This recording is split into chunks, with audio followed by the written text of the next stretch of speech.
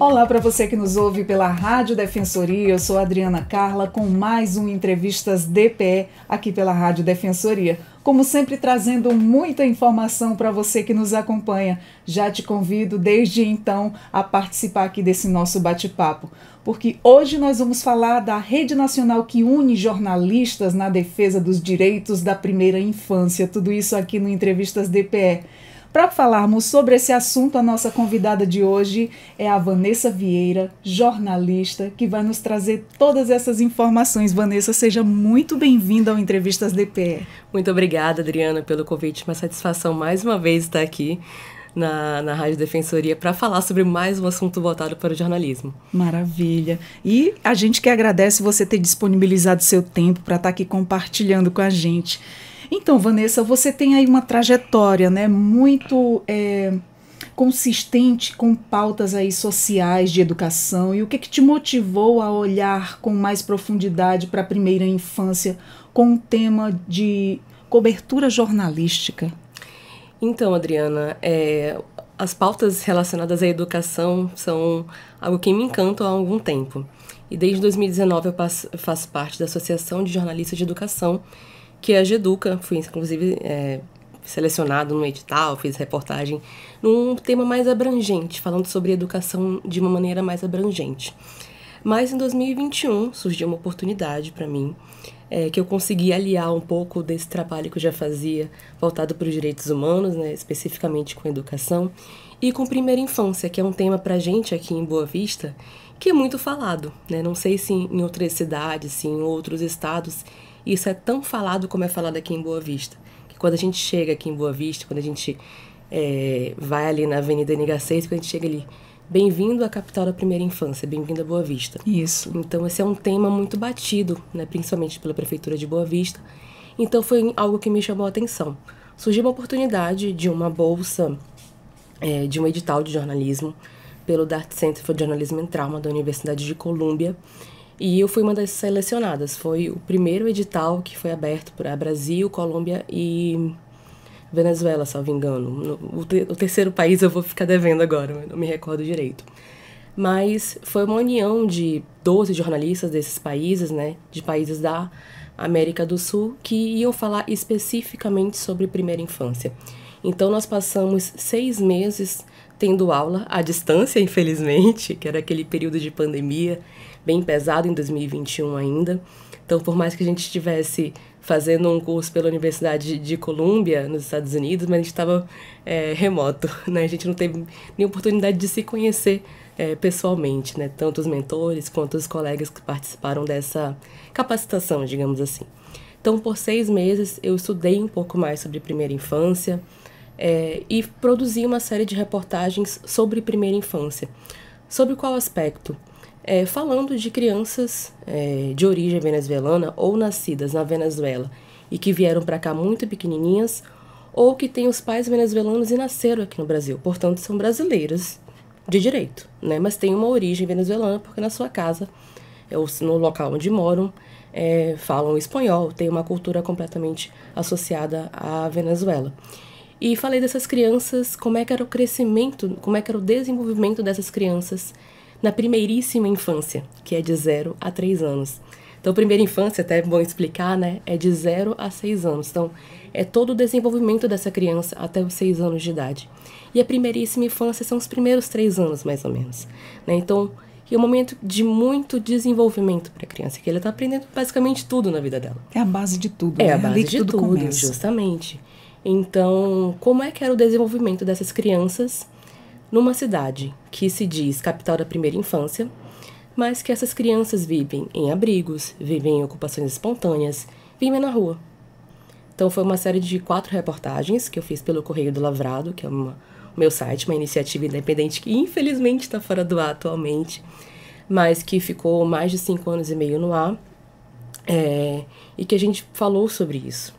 Né? Um tema muito importante, o muito gancho, alta. O gancho da reportagem era desenvolvimento em refúgio, né, que era justamente tratando. Então, numa primeira reportagem, eu abordei uma família que estava sendo separada pelo processo de interiorização. Porque naquele período da pandemia, não sei se você se recorda, lembro, mas as pessoas que vinham da Venezuela estavam entrando aqui no Brasil de maneira irregular, porque estava fechada a fronteira. Né? Então as pessoas elas estavam numa situação irregular, então elas não tinham documentos.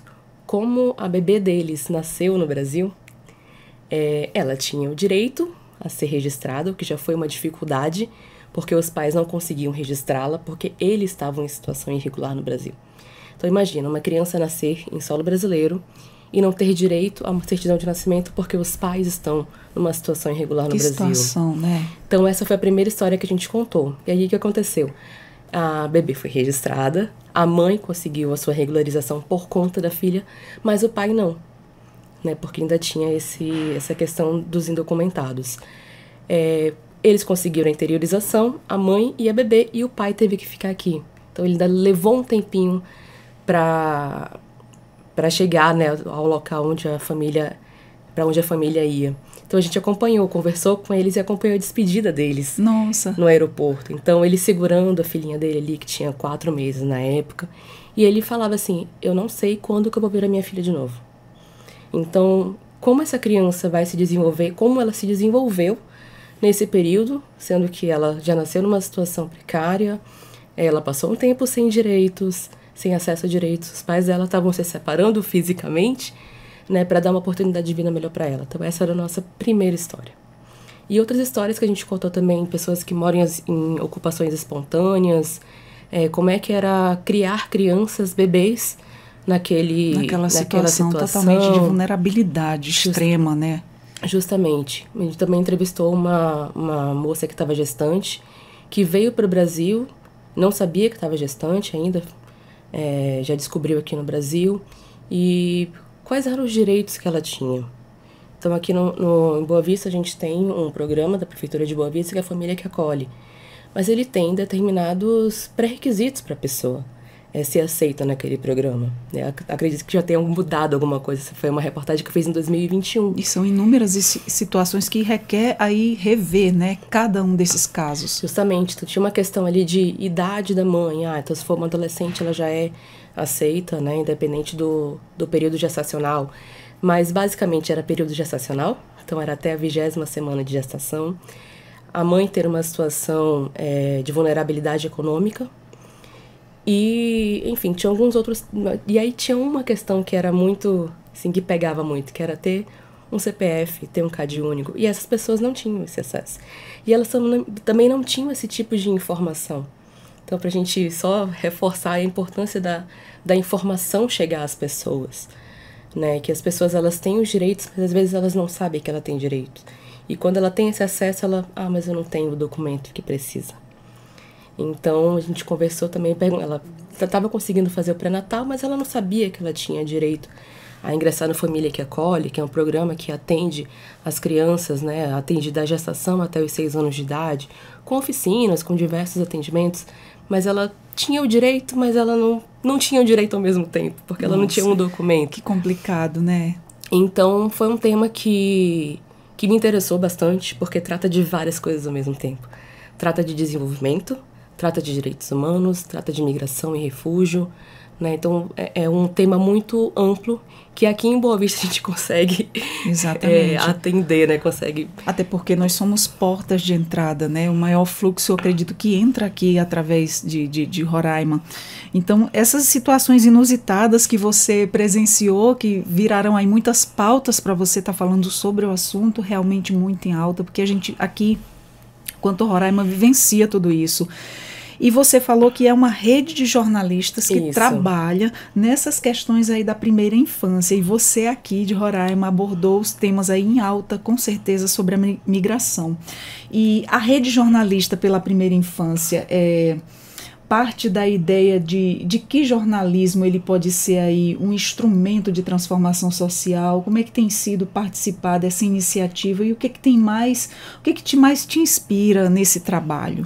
Essa é uma iniciativa bem recente, a Rede de Jornalistas pela Primeira Infância, é uma iniciativa da Fundação Maria Cecília Soto Vidigal, que é uma instituição que atua pela primeira infância no Brasil. Então já fiz alguns outros trabalhos com eles, né, e fui convidada a participar da rede.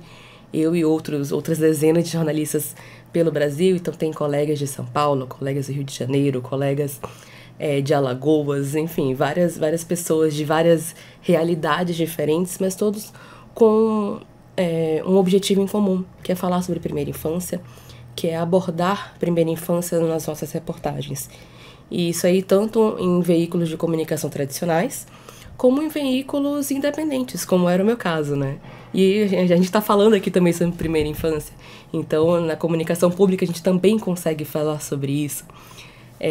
Então, é uma iniciativa muito recente. A gente já tinha sido convidado alguns meses atrás, mas semana passada que foi realmente efetivado. Então, a gente conseguiu dar publicidade a isso, né? Colocar ali a nossa fotinha com o jornalista pela primeira infância e tal. Então, a gente conseguiu compartilhar sobre isso nas nossas redes, que é justamente para a gente começar a falar mais sobre a primeira infância. Ainda é um tema muito nichado, digamos assim, né, em que poucas pessoas falam. Às vezes, uma mãe ou o pai que está começando, ele começa a estudar, começa a ver muita coisa, então acaba se interessando. Mas jornalistas ainda são... A gente já tem uma rede aqui, mas ainda são poucos pela dimensão do jornalismo que a gente tem no Brasil. Então as pautas ainda são poucas, estamos engateando, estamos na primeira infância ainda, né, do jornalismo. Isso é muito importante. Falando sobre primeira infância. Tá falando sobre a primeira infância, é a base de tudo. Tanto a gente falando em todos os âmbitos e fases da vida e até falando em questões de saúde também, tudo na primeira infância ali requer esse olhar mais especial. E a infância, ela costuma ser aí uma pauta, né, invisibilizada ou tratada aí apenas de forma institucional. E como é que você enxerga os desafios também, as possibilidades de cobrir esse tema, né, de forma mais sensível, profunda e humana, que é dessa forma que você vem fazendo também. Você escolheu o tema, falar sobre migração. Tem outras pautas também que você já abordou, já falou sobre? Assim, as pautas que eu produzi foram basicamente sobre primeira infância e imigração, né, relacionadas. Mas o ano passado eu tive a oportunidade de ser mentora de duas equipes de jornalismo, uma de São Paulo, do Desenrola e Não Me Rola, e outra da Bahia, o Conquista Repórter, que essas duas equipes de jornalismo, digamos assim, foram selecionadas no edital da AJOR, que é a Associação de Jornalismo Digital, e estavam produzindo matéria sobre primeira infância. Basicamente aquilo que eu fiz em 2021, essas equipes estavam fazendo no ano passado com a AJOR e com a Fundação Maria Cecília Souto Vidigal. E aí eu fui a mentora dessas duas equipes, né, do Desenrola e do Conquista, e foi um tema muito diferente para mim. Apesar de ser sobre primeira infância, eu aprendi muito com as meninas, porque elas estavam falando sobre questões de racismo, sobre capoeira, sobre bibliotecas comunitárias. Então, assim, é uma outra perspectiva da primeira infância. Porque nas minhas reportagens eu falava de crianças de 0 a 3 anos. Elas estavam falando de crianças um pouco mais crescidinhas ali, já quase na infância mesmo, né? Já saindo da primeira infância. Então, qual a importância da capoeira para essas crianças, né? De se reconhecerem como crianças pretas, de darem valor ao seu cabelo, de darem valor àquele momento ali com pessoas da comunidade onde elas vivem. As bibliotecas comunitárias no interior da Bahia, como é importante esse espaço para essas crianças. Então, foi uma perspectiva muito diferente quando eu tinha pensado sobre isso. Então, assim, apesar de eu não ter feito outras reportagens, mas já acompanhei também. Muito bacana esse tema, né? Há alguma técnica, um olhar ou aí uma escuta diferente nesses casos? Assim, o jornalismo, a gente tem que ter esse viés humanitário para ouvir as histórias das pessoas. É claro que numa situação que as pessoas estão mais vulneráveis, a gente tem que ter um olhar muito mais atento, tem que ter um ouvido muito mais apurado, tem que ter uma acessibilidade realmente, né? Porque as pessoas estão contando as histórias, estão abrindo o coração pra gente. Então a gente tem que, eu tenho que ouvir isso aqui da maneira mais profissional possível, mas ainda assim ser sensível, acolher quando é necessário. Né? O meu contato com as crianças é um pouquinho mais diferente, porque ou são muito pequenininhas, então eu vou realmente perceber a criança, não vou conseguir entrevistá-la, mas vou perceber a criança. E se for uma criança um pouquinho maior, aí sim, Mas aí é tratá-la com a mesma humanidade, né? Sem, aí, perdão pela palavra, sem idiotizar a criança, né? Mas tratá-la com a mesma humanidade que eu trato os adultos, com a mesma empatia, com a mesma educação que eu trato os adultos.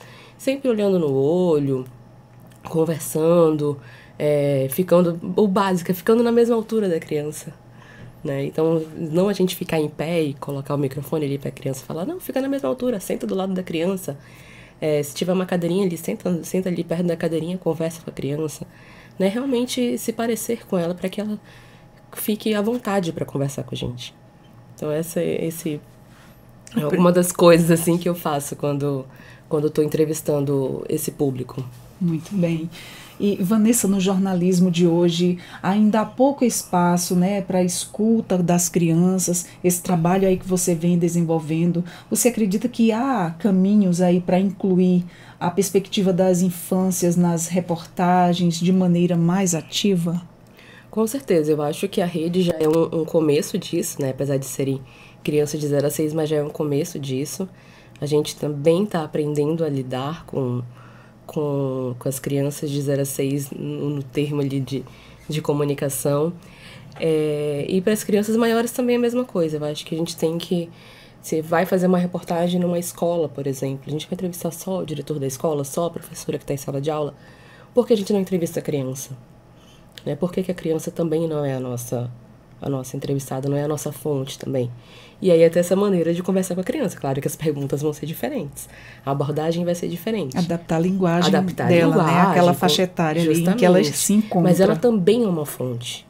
Né? Ela também pode ser entrevistada. E, na verdade, ela é o personagem principal das nossas reportagens. Ou deveria ser. Claro.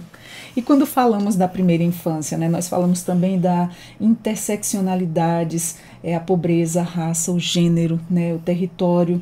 O que você tem aprendido ao se aprofundar nessas camadas? Isso aí são questões bem recentes, as questões raciais. São bem recentes ainda para mim, em termos de conhecimento e de como isso afeta. Antes, até o momento, eu achava que não afetava tanto, mas eu fui percebendo que afeta e muito. Então é algo que eu tenho aprendido no decorrer da minha carreira, né? Como as questões de raça e de gênero afetam. Então, Vanessa, quais foram aí as experiências profissionais que mais te marcaram, né, nesse campo e te fizeram aí perceber o real impacto do jornalismo na vida de crianças e famílias? Em 2019, final de 2019, fiz uma reportagem sobre... Aí sai um pouquinho da primeira infância, mas pega ali o finalzinho, vou aproveitar aqui o tema. Mas eu fui a Pacaraima para fazer uma reportagem sobre o boom de matrículas de crianças de origem venezuelana nas escolas públicas de Roraima. Então, conversando com as crianças, conversando com os pais, com os professores, né, a gente percebeu como essas crianças são afetadas, né, por questões alheias a elas. Então, às vezes tinham que atravessar a fronteira todo dia para ir para a sala de aula, porque na sua cidade de origem não tinha um local para estudarem. Então, uma coisa que às vezes a gente acha, vai estudar, uma escola, uma coisa tão simples, mas muita gente não tem acesso, muitas crianças não tinham acesso, então essa era uma realidade que a gente se deparou lá em Pacaraima, né? E aí, uma sala de aula cheia de crianças, então, como que o professor consegue dar aula para 40, 50 crianças, né? No calor, sem infraestrutura? Então, foi desafiador, assim, encarar essa realidade, né? Perceber que a nossa realidade aqui, às vezes, é muito boa e quando a gente vai mesmo para campo, principalmente no interior, a gente vê realidades completamente diferentes e completamente... que as pessoas estão muito vulneráveis. Muito difícil, né, ver essa situação. Aqui a gente ainda tá bom, né? Quando você vai lá para fora, vai para o interior, que você vê faltando inúmeras coisas, o desconforto, tanto que essas crianças se deslocam para poder ter acesso à escola e sem reclamar, né? Eles estão buscando ali o aprendizado de forma com muita dificuldade, enfrentando a distância.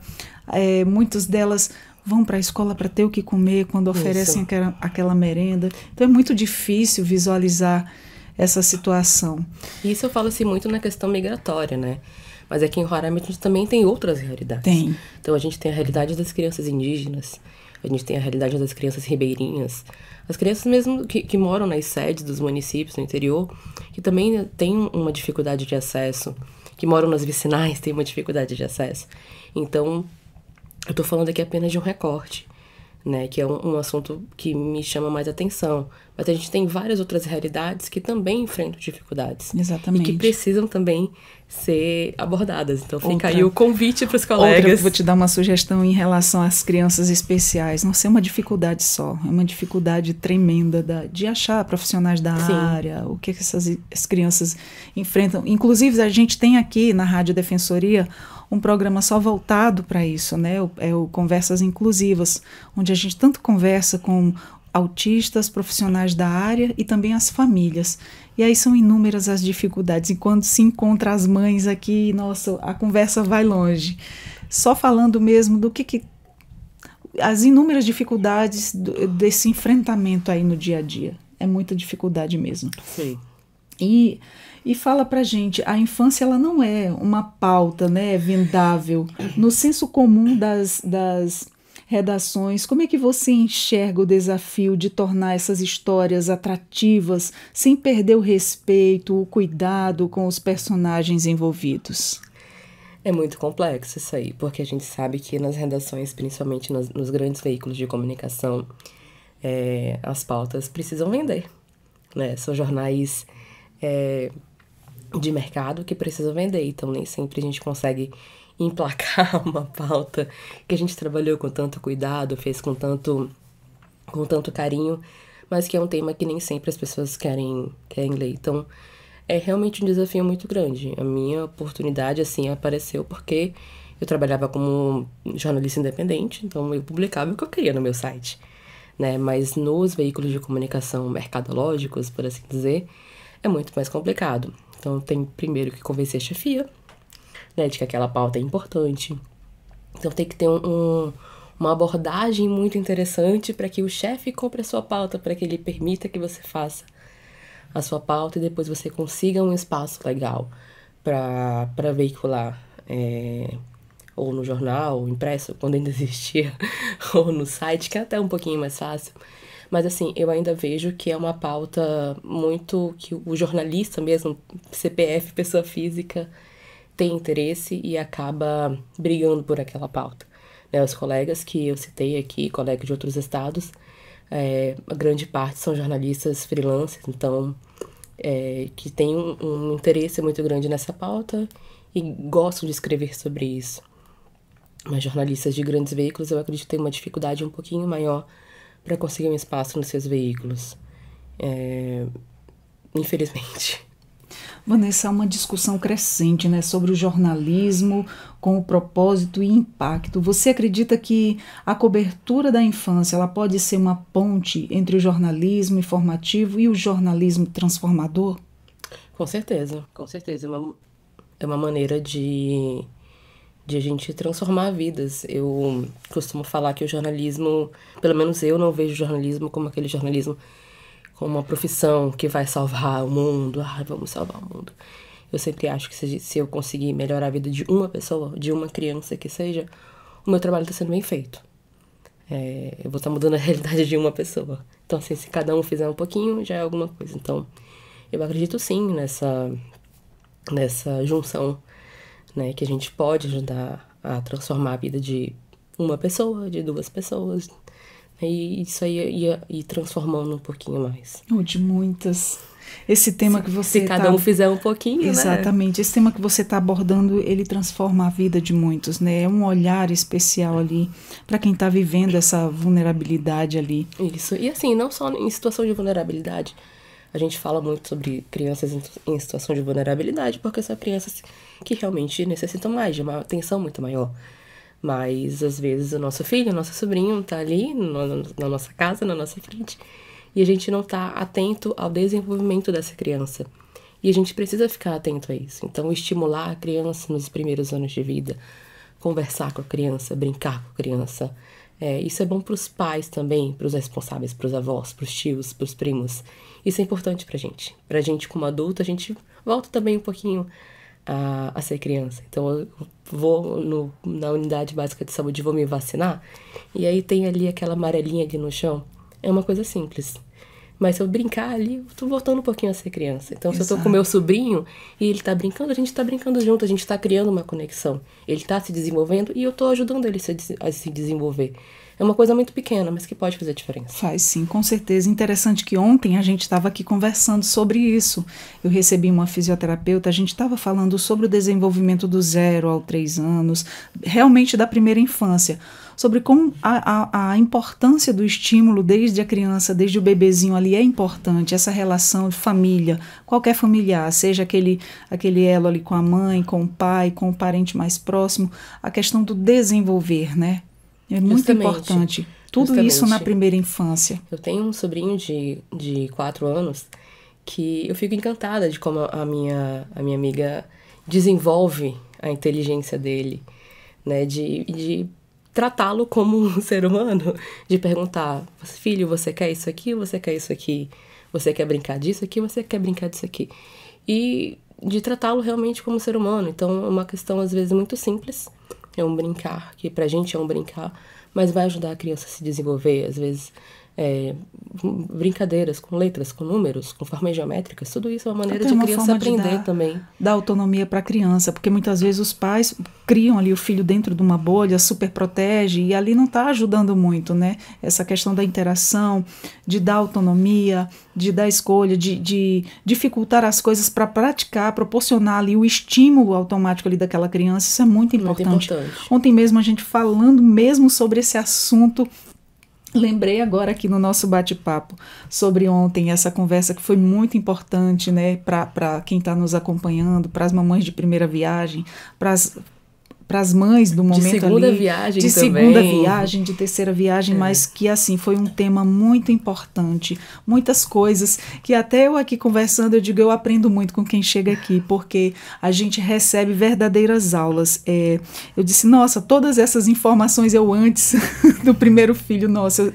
E antes a gente não tinha tanta informação como tem hoje, né? A gente tem a facilidade da internet, o celular ali na palma da mão para você estar buscando informação. Tem a Rádio Defensoria. Hoje tem a Rádio Defensoria. Nossa, a gente leva tanta informação ao público. Se as pessoas parassem bem para olhar um a um dos nossos assuntos, é um mais importante que o outro. Sempre tem um assunto que vai te interessar, ou por que não todos, né? São temas assim bem abrangentes a cada necessidade. E o tema primeira infância, né? É um tema que atende todo mundo. Todo mundo. Porque, por exemplo, eu não tenho filhos, mas eu tenho sobrinhos. Então, como é que eu posso ajudar meu sobrinho a se desenvolver? Né? Eu tenho sobrinhas que já estão numa idade já quase pré-adolescente, meu Deus. Então, assim, como que eu posso ajudá-las também? Cada fase, né? Pois uma fase então diferente. É uma fase diferente. Então, assim, é um tema importante, porque a gente, eu não tenho filho. Eu não quero ter filho, não quero engravidar. Mas não tem nenhuma criança ao seu redor? Claro que tem. E você pode ajudar, ou se não... Tem um sobrinho, um irmãozinho, ou o filho do vizinho. Isso. E ajuda você como ser humano também a lidar com as crianças. Lógico, com certeza. E como é que você articula, né, o olhar local, amazônico, roraimense também, com uma causa que também é nacional e global? Como é manter o equilíbrio entre o macro e o micro? Eu sempre reforço muito que eu sou uma jornalista roraimense. Então, assim, a primeira coisa que... eu sou jornalista, 2, eu sou de Roraima. Então, eu sempre falo muito sobre isso. E quando vou participar de eventos em outros lugares, sou de Roraima, sou da Amazônia, sou do Norte, sou do Extremo Norte. E para falar que as nossas vivências aqui são iguais, mas são diferentes, são diversificadas, né? Às vezes a gente tem muitas coisas em comum com quem mora em São Paulo, com quem mora no interior do Rio de Janeiro, com quem mora no Distrito Federal. A gente tem coisas parecidas e tem situações muito particulares aqui que a gente vive, né? A questão indígena, a questão migratória. São questões muito particulares que a gente tem que, porque é uma junção de várias coisas ao mesmo tempo. Com certeza. Né? Então, assim, eu sempre tento pegar temas nacionais e trazer para o local, ou pegar um tema que é muito local e tentar ampliar isso para quem me acompanha, né? Para quem já conhece um pouco do meu trabalho. Então, sempre fico nesses dois caminhos, assim, eu trazer algo nacional, como isso afeta a nossa vivência aqui em Roraima, aqui em Boa Vista, e do que a gente está vivendo aqui, de contar as histórias daqui para as pessoas de fora, para elas conhecerem também um pouquinho de Boa Vista, conhecerem também um pouquinho de Roraima. Muito bem. E em tempos de redes sociais e produção também acelerada, né, de conteúdo, como é garantir a infância, que a infância seja aí retratada de forma ética, sem cair na exploração emocional ou no sensacionalismo? Isso gera uma preocupação, bem, deveria ser uma preocupação dos jornalistas, né, dos comunicadores, mas de fato com as redes sociais a gente tem que ter um cuidado muito maior ainda. Porque, às vezes, identificar uma criança que está numa situação vulnerável, isso pode prejudicá-la. Aquilo que eu comentei mais cedo, né, sobre ter a sensibilidade de observar mais aquele entrevistado, aquela entrevistada, de não colocá-la em risco. E isso, para a criança, é muito maior, deve ser multiplicado umas 10 vezes, ter essa atenção, esse cuidado muito maior, porque a gente realmente pode colocá-la numa situação de risco. Nessa série de reportagens que eu fiz, eu mudei o nome de todo mundo que eu entrevistei. A gente não identificou rosto, né? Foi basicamente mão, pé, as pernas, uma foto mais distante. Mas alguns locais a gente identificou. E eu fiquei, será que eu vou estar identificando essas crianças? Será que eu vou estar identificando essas pessoas que me deram entrevista? Era uma preocupação minha. Então, é algo que a gente tem que pesar, assim. Então, a ocupação que eu visitei, né, que eu pedi permissão para entrar, eu identifico esse local ou não? É importante para minha matéria? Até Pensar que ponto, em tudo isso, até né? que ponto é importante eu identificar esse local? Será que eu não vou estar expondo essas pessoas? Ah, naquela ocupação ali tem uma criança, não sei o que, não sei o que, não sei o que. Será que isso é relevante realmente? Será que eu vou estar colocando a segurança dessa família em risco ou não? Então, tudo isso a gente tem que ter uma preocupação, principalmente agora com as redes sociais. Então, assim, às vezes a gente acaba cometendo alguns equívocos, né? Quero fazer uma reportagem e tal, mas a gente tem que ter um cuidado muito grande. Já tinha que ter um cuidado muito grande antigamente, ainda mais agora com as redes sociais, né? Com os veículos de comunicação digitais também. Claro. Vanessa, olhando para trás, que histórias sobre a infância que você contou aí e sente que realmente fez a diferença, e que história ainda gostaria de contar? Ai, tem muita história para contar ainda. Tô no comecinho. Tenho muita história para contar. Assim, realmente não sei o que eu gostaria de contar, mas quero contar muitas histórias. E eu acho que essa história da família que a interiorização separou, digamos assim, foi momentânea. A separação, depois eu descobri que eles já tinham se reunido 2 meses depois. Essa mãe estava indo para onde? Tava indo pro Rio Grande do Sul. Saiu daqui pra ir pro Rio Grande do Sul pra encontrar a família dela lá.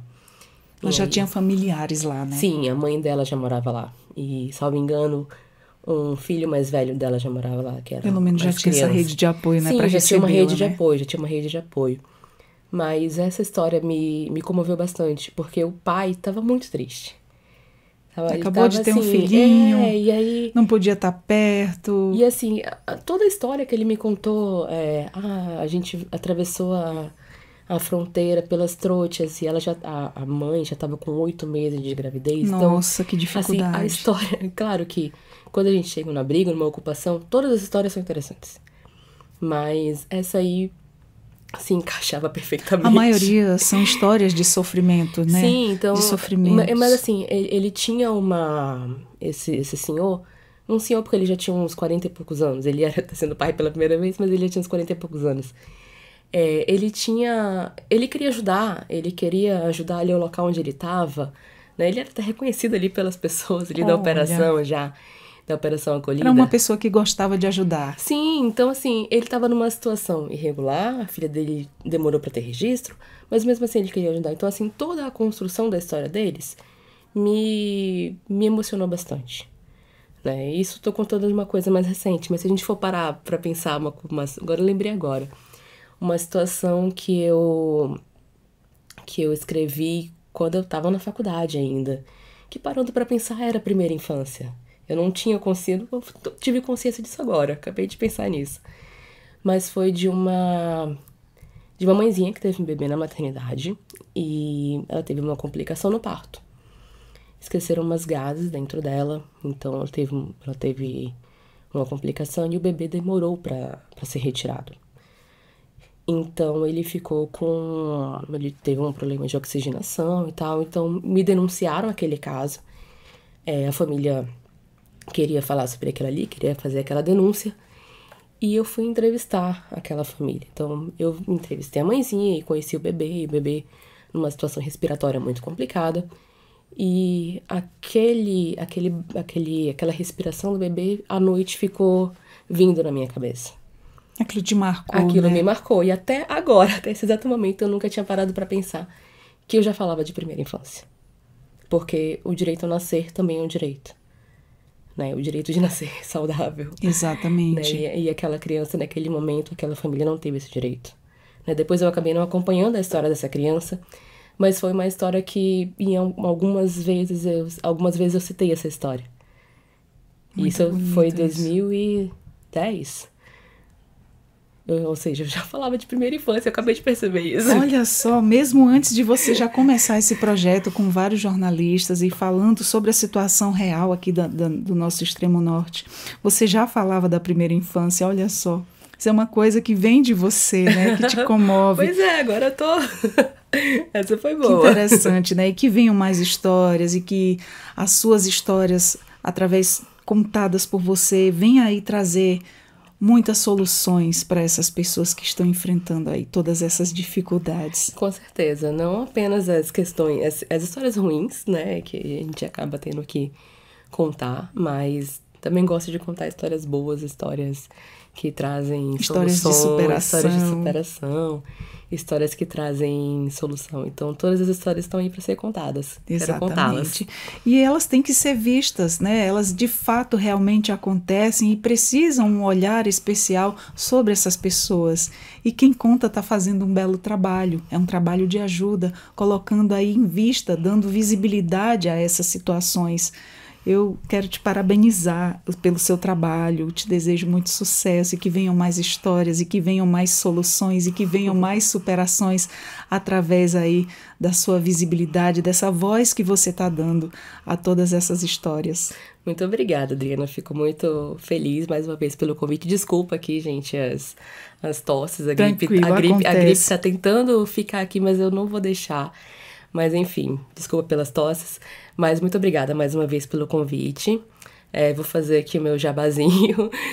Assim, hoje eu não tô mais... Não tô atuando tanto com a primeira infância, mas sempre tô falando sobre isso.